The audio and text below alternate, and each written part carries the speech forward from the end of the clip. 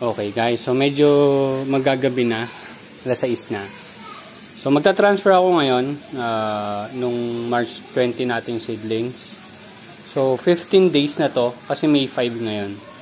So gamit tayo ng case nut nutrient solution. Tapos gagamitin na natin tong tawag dito, styro box. So 15 holes pero siyam lang yata yon. So magdadagdag na lang tayo sa susunod. Pero tatakpan mo lang natin ng mga foam siguro yan. Or kung ano man pwede natin pantakip pang insulation. So first, tingnan natin kung gaano karami yung kaya kong ilagay dito in terms of liters ng tubig. Okay, so since wala yung takalan ko, ang ginawa ko, pinuno ko to, tapos sinalin ko sa tabo. So ganyan kadami yung 1.5 liters. So maglilipat muna ako, bibilangin ko kung ilan, then makukompute natin kung gaano karami. Ang gusto kong mangyari, puno. So tingnan muna natin Tapusin ko muna yung pagsasalin, tsaka ako sasabihin sa inyo kung ilang liters or ilang 1.5 yung nagamit ko. Wait lang. Hindi siya magiging sobrang exact guys pero ito na yung pangalawa, pangatlo, pang-apat, pang-lima, 6, 7, 8, 9, 10, 11,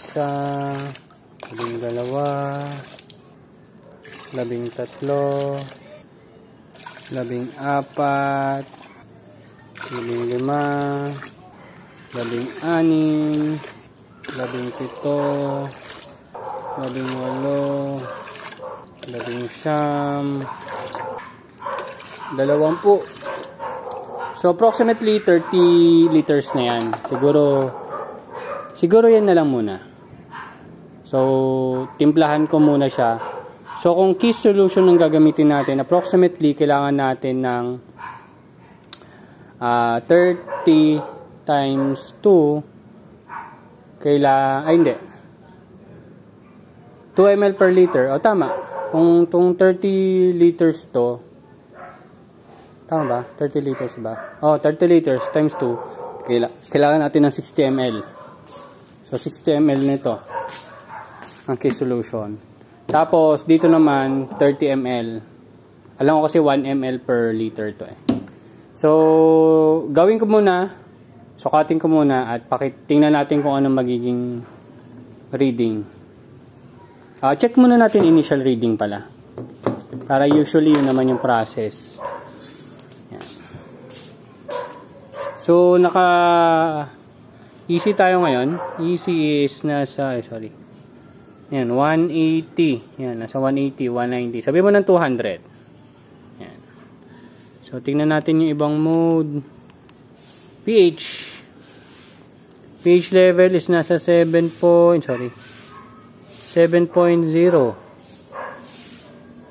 Tingnan natin kung tataas pa to. Kasi minsan mabagal na tong pH reader ko Pero usually ang read ko talaga sa kanya mga 7.2. Okay. So lagyan na muna natin ng nutrient solution. Ng pH muna tapos nutrient solution. Yan. Gawin ko muna 'yan, then pakita ko sa inyo. Pero yung process natin, lagay ko muna to, halo, lagay ko tong A, halo, lagay ko tong B, halo, tsaka natin i-read. Okay? Ganun yung process ko.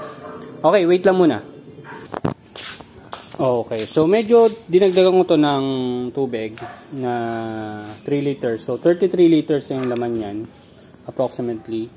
And yung nilagay na natin na pH down nasa 25 ml, tapos yung nutrient solution nasa 60 ml.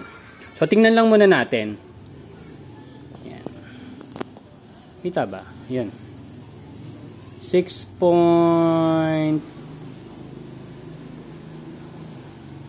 point something.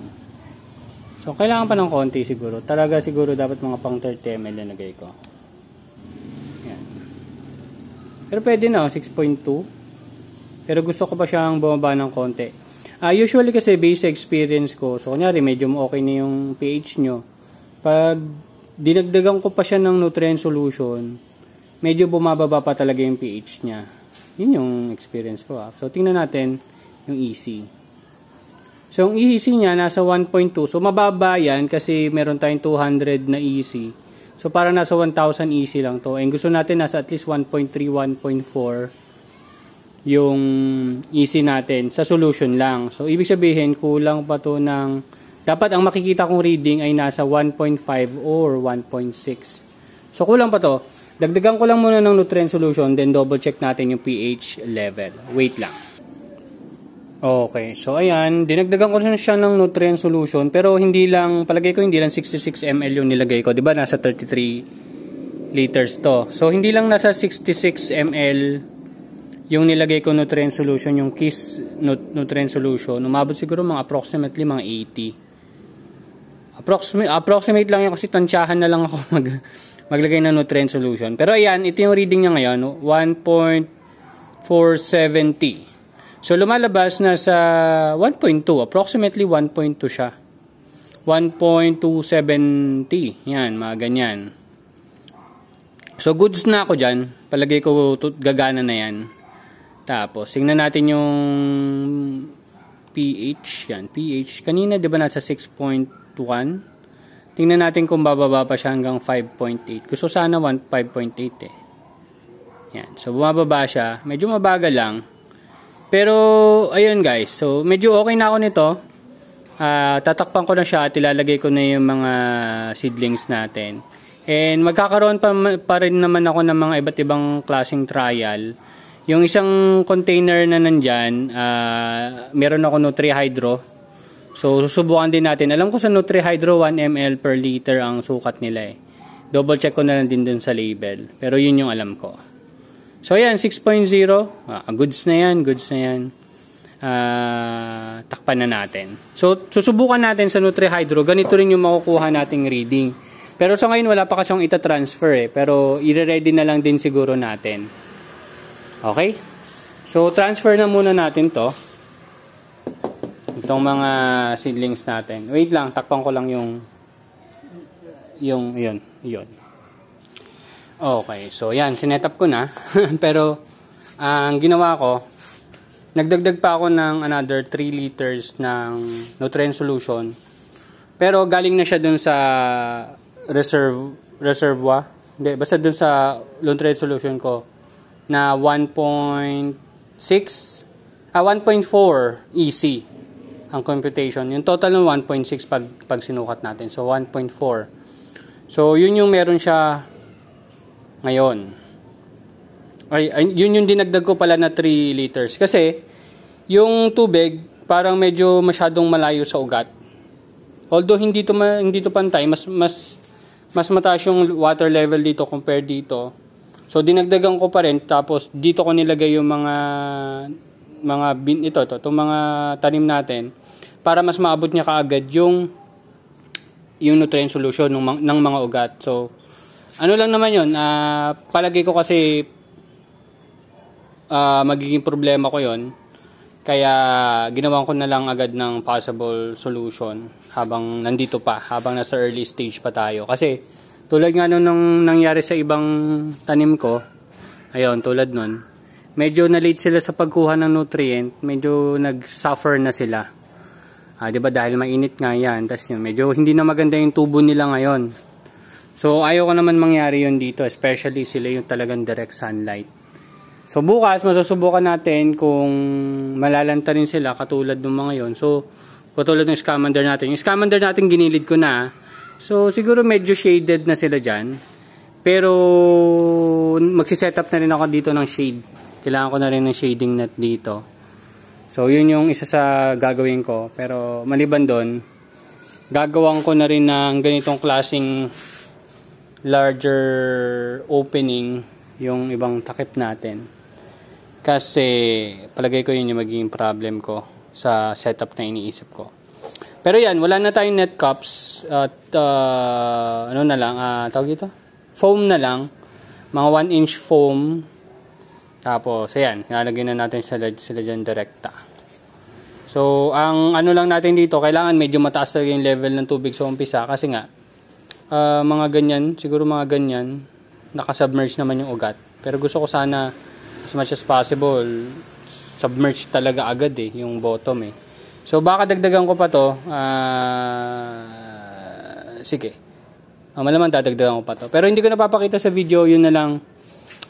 Yun lang kasi yung kutob ko na possible mag-fail ako or possible maging mabagal yung growth nila kung hindi ko talaga sila mabibigyan ng magandang level ng tubig. Ayan. So, ayan, no. Ito kasi, ayan. So, yung mula dun sa, nila, andito yung ugat, tapos andito yung, medyo sakto na pero baka lagyan ko pa ng 1.5 liters ng nutrient solution. Para lang sure. Okay? So, that's it. Thank you very much. And makikita nyo na yan sa daily updates natin. Together nung iba nating tanim.